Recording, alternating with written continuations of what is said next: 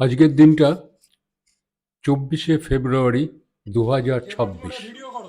X employees welfare association of Durgapur steel প্ল্যান্টের আমরা যারা সদস্য, তার মধ্যে আমরা 25 জন আজকে বেরিয়ে পড়েছি।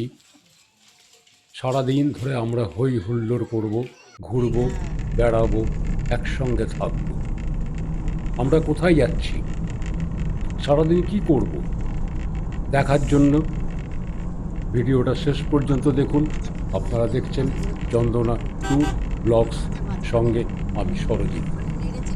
এক্স এমপ্লয়িজ ওয়েলফেয়ার অ্যাসোসিয়েশন, আমাদের যারা সদস্য বা সদস্যা, তাদের সবারই বয়স 60 বছরের ওপরে, এমনকি 80 বছর বয়স পর্যন্তও আমাদের সদস্যদের বয়স। আমাদের মধ্যে একটা অভাব আছে, যেটা হচ্ছে আমরা খুব একা, নিঃসঙ্গ। এই নিঃসঙ্গতা কাটানোর জন্য আমরা অনেক চিন্তা ভাবনা করেছি।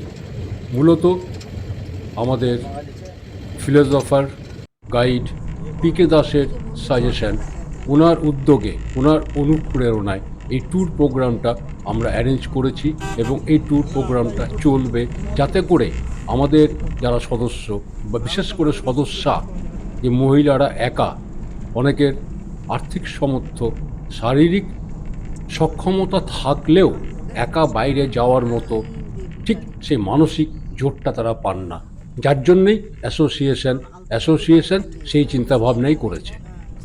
নবনির্মিত অজয় নদীর উপরে জয়দেব ব্রিজ আমরা পেরিয়ে এলাম। তার মানে অনুমান করতে পারছেন আমাদের গন্তব্য বীরভূম। ঠিকই ধরেছেন, আজকে আমরা ঘুরব বোলপুর। ট্যুরের নাম অফবিট বোলপুর। টোটাল বোলপুর আনাচে কানাচে আমরা সারাদিন ঘুরব। আমরা ঠিক করে নিয়েছি, যেখানে সন্ধ্যা হবে, রাত হয়ে যাবে, সেখান থেকে আমরা ব্যাক করব। কটা স্পট দেখব, কি দেখব, আমরা কেউ জানি না। সবাই একমত, আজকে রাত হওয়া পর্যন্ত আমরা এনজয় করব, and the enjoy will be unlimited. আমি আগেই বলেছি, আমরা 25 জন বেরিয়েছি আজকে। 25 জনের মধ্যে 15 জন মহিলা, 10 জন পুরুষ। একটা ট্রাভেলার গাড়ি নিয়েছি, সারাদিনের চুক্তি, সারাদিন ঘুরে বেড়াবো। এবং আজকে আমাদের টিম ম্যানেজার গোপাল কর, এবং সর্বোপরি অশোক চক্রবর্তী আমাদের ক্যাপ্টেন। উনি আমাদের মাথার উপরে আছেন, আমাদের সঙ্গে আছেন, কিন্তু একটাই রেস্ট্রিকশন, উনি আজকে কোনো কথা বলতে পারবেন না। First destination wood fossils park. Ilambazar থেকে বোলপুর রোড ধরে গেলে একটা জায়গা আসবে ধল্লা মোড়। ধল্লা মোড় থেকে ডান দিকে জাস্ট 2 থেকে 3 কিলোমিটার গেলেই উড ফসিলস পার্ক। ফসিল পার্কের ভেতরে আমরা সবাই একসঙ্গে একটা গ্রুপ ফটো। সঙ্গে আছে রামপ্রসাদ বাউরি ও পূর্ণিমা বাউরি। রামপ্রসাদ বাউরি এখানকার কেয়ারটেকার, কিন্তু বর্তমানে ওনার ব্রেন স্ট্রোক হওয়ার পরে উনি অসুস্থ, বেশি কথাবার্তা বলতে পারেন না, আগের মেমোরিও অনেকটা লস হয়ে গেছে। ওনার ওয়াইফ পূর্ণিমা আজকে আমাদের টোটালটা গাইড করবে। Would fossils park crore crore বছর আগে জঙ্গলের কাঠ মাটির নিচে চাপা পড়ে যায়, তার থেকে বিভিন্ন কেমিক্যাল রিয়াকশনের পরে এই ফসিলসগুলো তৈরি হয়েছে। কোনো এক সময় পুকুর খননের কাজ যখন চলছিল জলসেচ প্রকল্পের জন্য, গভর্নমেন্টের উদ্যোগে এই পুকুর খুঁড়তে গিয়ে এই ফসিলসগুলো বেরিয়ে আসে। জহুরির চোখ, রামপ্রসাদ বাবু চিনতে পারেন যে এটা সাধারণ গাছ নয়, কাঠ নয়। সঙ্গে সঙ্গে জিএসআই খবর যায়, ওখানকার যারা আধিকারিক তারা আসেন, তারা চিনতে পারেন যে এটা আনকমন জিনিস। সঙ্গে সঙ্গে তারা এগুলোকে সংরক্ষণের ব্যবস্থা করেন, এবং তাদের তত্ত্বাবধানে আরও খনন কাজ আশেপাশে চলে। এবং খননের পরে যে ফসিলসগুলো পাওয়া গেছে, ম্যাক্সিমামটাই ওনারা নিয়ে গেছেন গবেষণার কাজে। দু একটা টুকরো টাকরা এখনও পড়ে আছে, সেগুলোকেই গভর্নমেন্ট অফ ওয়েস্ট বেঙ্গলের পক্ষ থেকে একসঙ্গে সাজিয়ে রেখে একটা পার্কের আকার নিয়েছে। তারই ফলশ্রুতি এই উড ফসিল। এটা একদমই আনকমন জিনিস, পার্ক হিসাবে পশ্চিমবঙ্গে আর কোথাও নেই। তবে কিছু কিছু ফসিল টুকরো টাকরা এক দুটি মুর্শিদাবাদ সাইডে কিছু মন্দিরে একটা দুটো করে আছে, কিন্তু সংরক্ষিতভাবে পার্ক আকারে এটাই একমাত্র এবং ভারতবর্ষের মধ্যে দুটি। এর আর একটা বৈশিষ্ট্য হচ্ছে এই ফসিলস থেকে কালার পকেট বের হয়, তার থেকে কালার তৈরি হয়। এই অজন্তা ইলোরা গুহা চিত্রে আপনারা যে কালারগুলো দেখেন এগুলো ফসিলসের কালার পকেট থেকে নেওয়া রং, এটা কোনো কৃত্রিম রং নয়। এবং এই পার্কের আরও একটা বৈশিষ্ট্য যেটা রামপ্রসাদবাবু করেছেন, মেডিসিনাল প্ল্যান্ট, বিভিন্ন রকম ভেষজ গাছ উনি ওনার ইন্টারেস্টে, ওনার আগ্রহে উনি লাগিয়েছিলেন। আনকমন গাছ, আনকমন ভেষজ গাছ। অ্যাকচুয়ালি বেসিক্যালি রামপ্রসাদবাবু একটা পাগল লোক। যেমন আমি একটা কথা আপনাদেরকে বলি যে উনি নিজের খেয়ালে যে কাশফুল হয় সেই কাশফুলের বীজগুলোকে একটা বস্তায় নিয়ে উনি নিজের মনে জঙ্গলের মধ্যে হেঁটে বেড়ান, ওগুলোকে বীজগুলোকে ছড়ান। ফলস্বরূপ বর্ষা যখন আসবে, বর্ষার জলে সে গাছগুলো বড় হবে, তার থেকে কাঠি হবে, যাতে সাঁওতালদের জীবন ধারণে শালপাতা বোনার কাজে লাগবে। উনি এরকমই পাগল প্রকৃতির লোক। আজকে আমাদের গাইড পূর্ণিমা বাউরি, রামপ্রসাদ বাবুর মিসেস। পূর্ণিমা দিন গাইডেন্সে আমাদের মেম্বাররা পুরো পার্কটা ঘুরে দেখছে, বিভিন্ন রকম গাছ চেনার চেষ্টা করছে, যদিও দুধের স্বাদ ঘোলে মেটানো। রামপ্রসাদ বাবুর দেওয়ার বর্ণনা আর পূর্ণিমা দেবীর দেওয়া বর্ণনা দুটো এক নয়, কিন্তু উপায় নেই, আমাদেরকে ওইটাতেই সন্তুষ্ট থাকতে হচ্ছে। গভীর মনোযোগ দিয়ে দেখুন, সদ্য যৌবনপ্রাপ্তা যুবতীরা ফসিলস পার্ক ঘুরে এক এক করে বাইরে বেরিয়ে আসছে।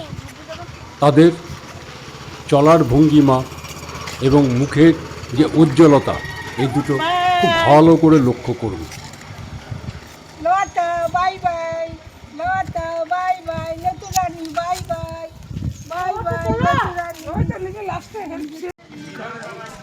পার্কের ভেতরটা ঘুরে আমরা আবার বাইরে এসে দাঁড়ালাম সেই গাছতলায়।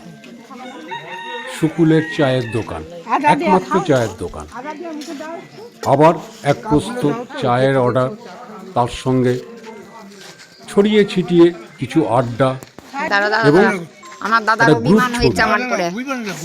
একটা গ্রুপ ছবি তুলতে গিয়ে যথেষ্ট পরিশ্রম করতে হয় সবাইকে এক জায়গায় জড়ো করা। অ্যাকচুয়ালি লাঞ্চের এখন দেরি আছে, ওই জন্যই আমরা এখানটা একটু গল্প গুজব আড্ডা মেরে কাটাচ্ছি।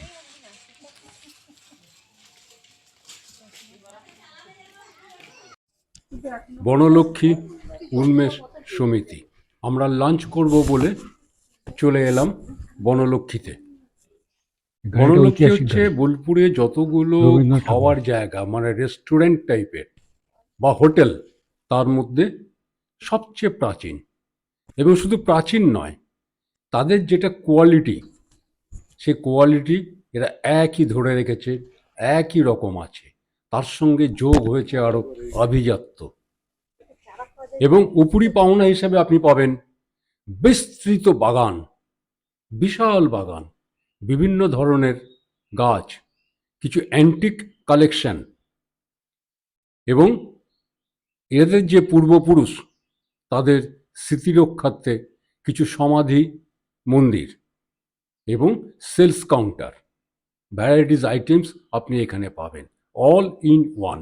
বনলক্ষ্মী উন্মেষ সমিতি। আমরা লাঞ্চ করব বলে এসেছি, আমরা একটু আর্লি রান করছি আজকে। ওনাদের যে শিডিউল টাইম, সেই শিডিউল টাইমের আগেই আমরা পৌঁছে গেছি।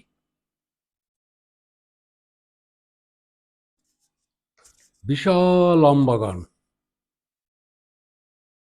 মুকুলে ভর্তি। এবছর যদিও ঝড় বৃষ্টি হয়নি বলে এখনো মুকুলগুলো টিকে আছে। অপূর্ব অপূর্ব। পরিচালন কমিটিতে যারা আছেন তাদের পূর্বপুরুষদের স্মৃতি রক্ষার্থে এই সমাধি বেদিগুলো, একদিকে যেমন তাদের স্মৃতিচারণা হচ্ছে, অন্যদিকে এটা একটা সৌন্দর্য বর্ধন করছে। সুন্দর প্রয়াস, সুন্দর। বাগানের মধ্যে আম, কাঁঠাল ও নারকেল গাছেরই প্রাধান্য বেশি। বিশাল বাগান ঘুরতে ঘুরতে আমাদের খিদেটাও বেড়ে গেল।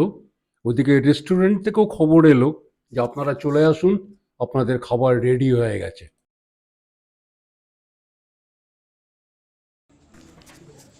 লাঞ্চ টেবিলে আমরা সবাই একসঙ্গে বসে গেছি, পরপর বসে আছি।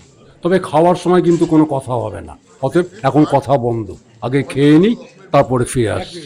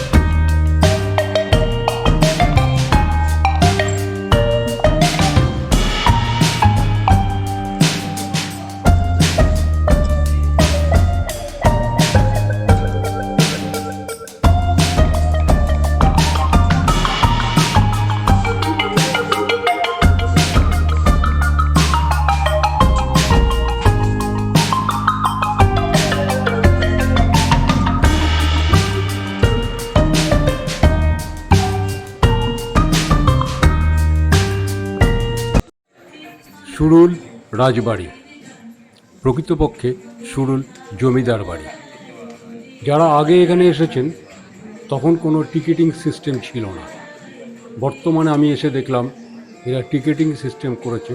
একদিকে ভালো, জায়গাটা মেনটেন হবে। 10 টাকা করে টিকিট। আমাদের মেম্বার্সরা প্রত্যেকে টিকিট কেটে ভেতরে ঢুকেছে। আমি তো ভেতরে যাইনি। আমার ডিউটি হচ্ছে যারা ভেতর থেকে দেখে বেরোচ্ছেন তাদের অ্যাটেন্ডেন্স রাখা।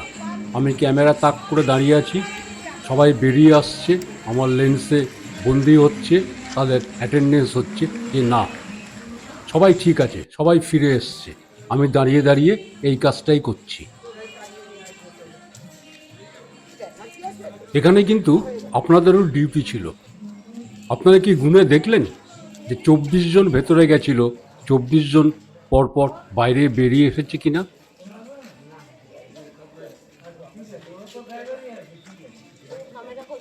আমার হিসাবে তো 24 হয়ে গেছে। আপনারা গুনে দেখুন একবার। হ্যাঁ, আমি কনফার্ম, কারণ গোপালদা মানিকদা যখন বেরিয়ে আসছেন আর কেউ ভেতরে নেই, অতএব 24-এ 24। জোড়া মন্দির ঠিক পাশেই দক্ষিণেশ্বর মন্দিরের আদলে তৈরি কালী মন্দির।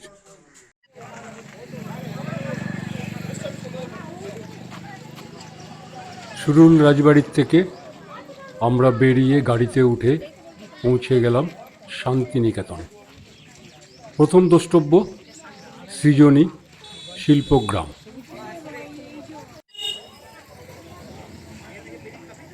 হ্যালো। ভেতরে তো ক্যামেরা অ্যালাউ করবে না, ওই জন্য আমরা ফটো সেশন, ঠিক ফটো সেশন বলবো না, সবাই নিজের খেয়ালে আমি আমার মনে ছবি করে গেছি। অতএব সোকল্ড ফটো সেশনটা গেটের মুখেই আমি সেরে ফেললাম।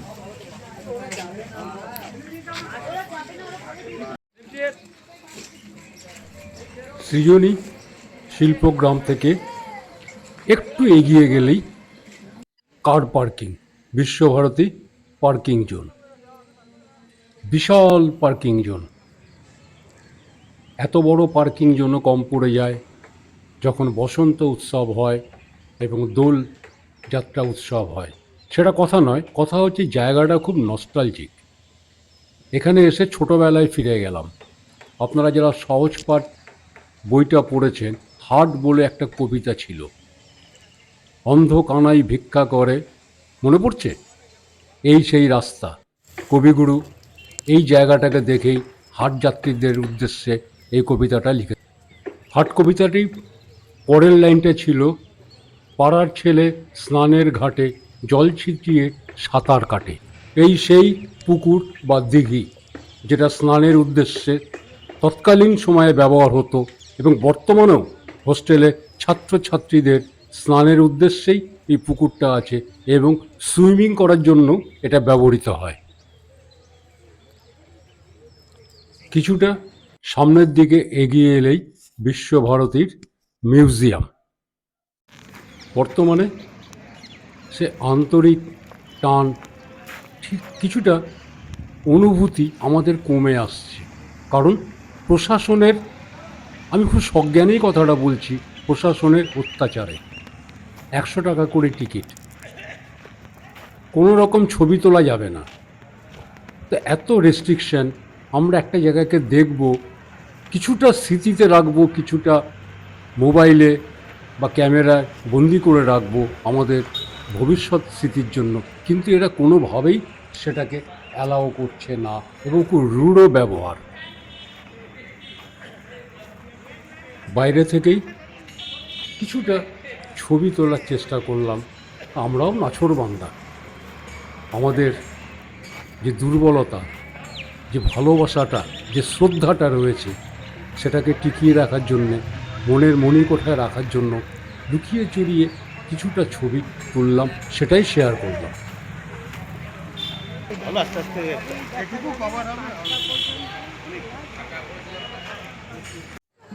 বিখ্যাত সোনাঝুরির হাট।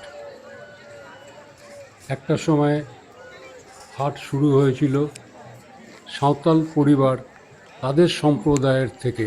তখন চাল ডাল, উচ্ছে বেগুন পটল মূলো সব কিছু নিয়েই হাট বসত। সেই হাট হারিয়ে গেছে। এখন হাট হয়েছে মেনলি শিল্প এবং কাপড়, কাপড়টাই মূলত।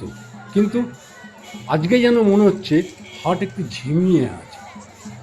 এখানে বিভিন্ন ডিজাইনার জামা কাপড়, মেনলি শান্তিনিকেতনী কালচারে জামা কাপড় এখানে পাবেন। দামগুলো খুব বেশি, যদি একটু বার্গেনিং করতে পারেন ভালোই পাবেন। সোনাঝুরির হাটে আসবে, বিশেষ করে মহিলারা জামা কাপড় কিনবে না তাও হয় না, সাঁওতালি নাচে কোমর দোলাবে না সেটাও হতে পারে না।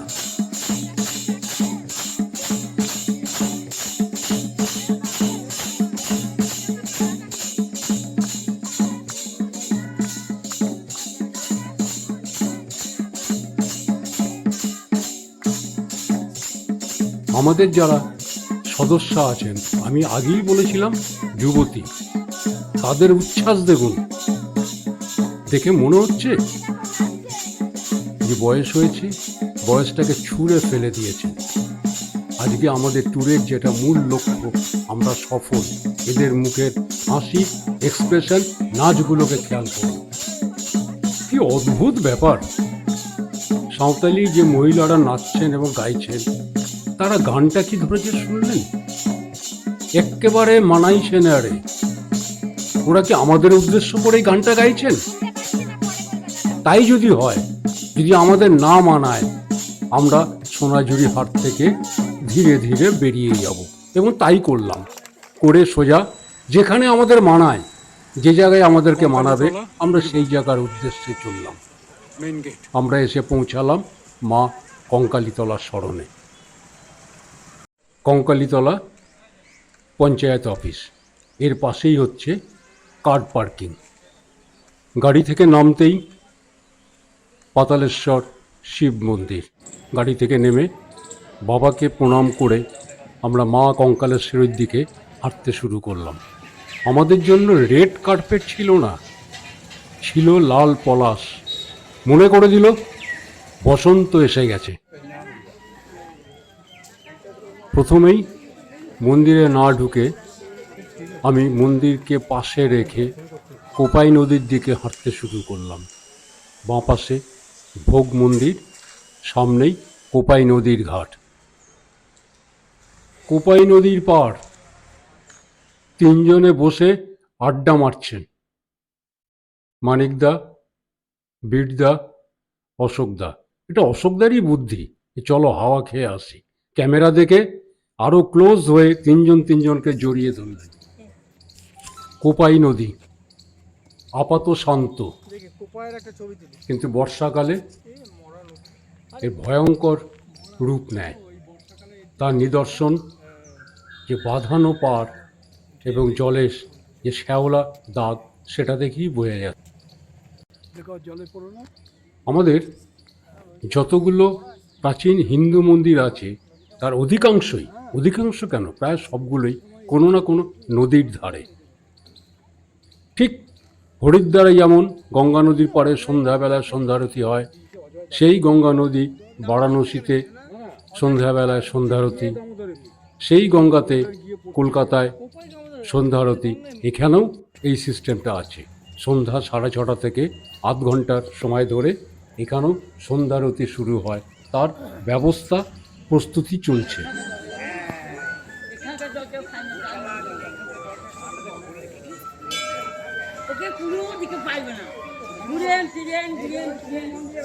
মায়ের মূল মন্দির 51 পীঠের একটা পীঠ। এখানে মা সতীর কাঁখাল মানে অস্থি পিছন দিকটা পড়েছিল। মাকে প্রণাম জানিয়ে ধীর পায়ে মন্দির থেকে আস্তে আস্তে আস্তে বেরিয়ে এলাম। কঙ্কালীতলা থেকে বেরিয়ে সোজা অজয় নদীর ধারে জয়দেব মন্দির।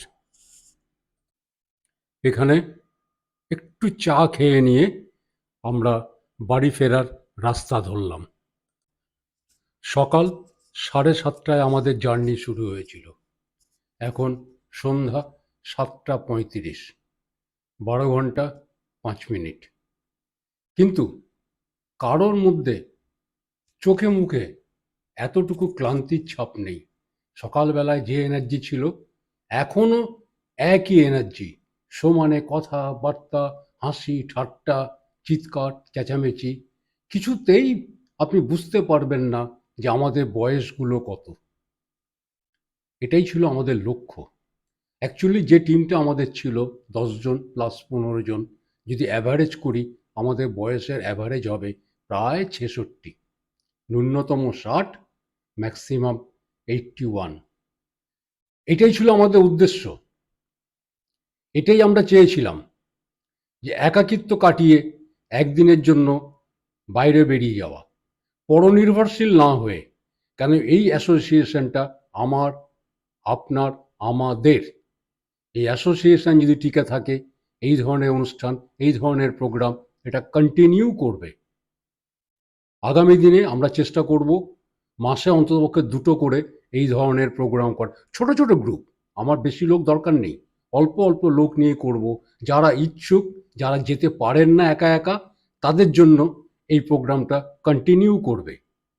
এর জন্য দরকার আমাদের সঙ্গে আপনাদের নিবিড় যোগাযোগ। আমি প্রত্যেককে অনুরোধ করব, বুধবার দিন পারলে আপনারা আসুন। ওখানে জেনারেল সেক্রেটারি সবার সঙ্গে মিট করেন, আপনার প্রপোজাল দিন, আপনি কি চাইছেন ওনাকে বলুন। আমরা চেষ্টা করব আপনার আশাকে পরিপূর্ণ করার।